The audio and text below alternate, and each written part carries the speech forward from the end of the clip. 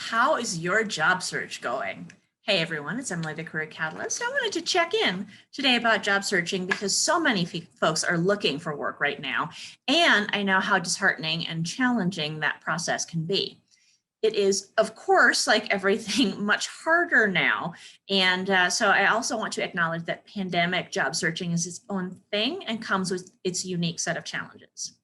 But I also want to touch on kind of how you're doing your job searching and what kinds of approaches you're having to it. So the first thing I always really recommend for people is that you really focus on applying for jobs you want.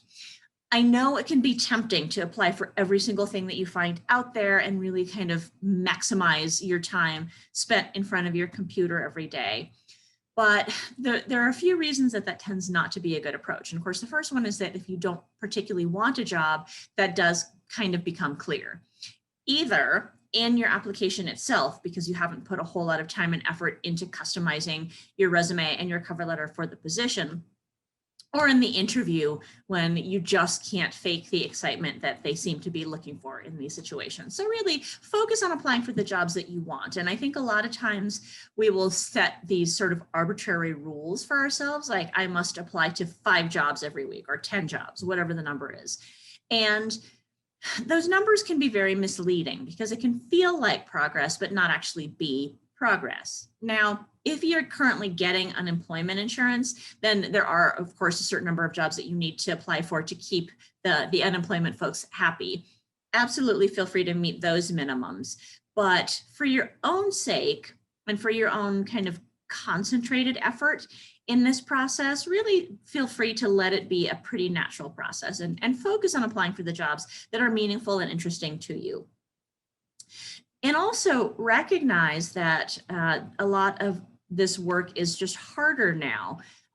It's harder because we're in this weird, stressful situation. It's harder because most of us aren't getting the normal kind of outside stimulation for our brains that we normally get, which makes us a little bit slower.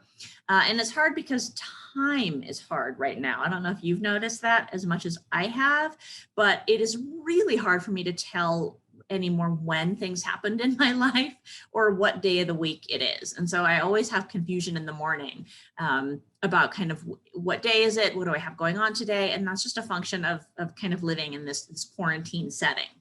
And so just acknowledge that the brain fog is a thing. And then as you're applying for things, I also really encourage you to pay attention to your own level of energy, just in very general terms.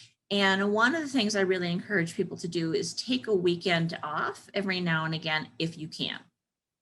If you're working a make-do kind of job, you probably don't have that luxury. But if you can figure out a way to squeeze in some real time off when you're not working and you're not thinking about work, it's really going to leave you with some energy to reapply for new things when you finish your break. And, you know, that time off of doing and feeling obligated and all of that is, to me, as important as the actual applications themselves. The other thing I really encourage people to do, of course, is to network, because there's very compelling data out there that tells us that the more you are known within your field and the more people at a particular organization are willing to recommend you when there is a job posting, the greater your chances are of getting an interview and then ultimately getting a job. So as you sort of find yourself burning out from the process of applying and getting rejected or applying and not hearing anything at all, start to focus more also on the connections that you can build.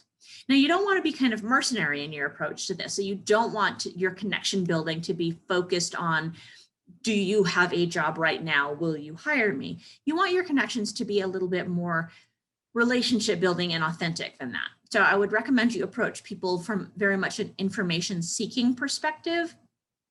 Ask them things like, you know, how did you get your job here? What do you like about working for this organization? What's your career path been? Are there credentials that you think are really important to have in this realm of work? Do you recommend a particular training program? What are the challenges that you see today? All of those kinds of things. Instead of really seeking to kind of be in touch with that hiring manager, that's just a bit of a misleading path in terms of the networking. I know it seems to make the most sense. If I know the hiring manager will hire me. but it doesn't typically work that way because humans are human, and we tend to have kind of an aversion to that kind of purely transactional feeling relationship.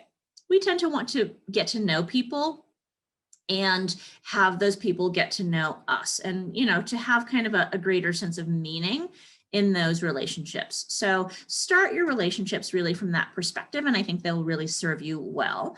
And let me know if you have any questions about kind of how you find jobs that you want, and what you do if you're looking around and you're just not seeing anything that you do want, because it might mean that we need to reframe, or that we need to think about something that would be an okay job for the short term, but isn't your ultimate dream.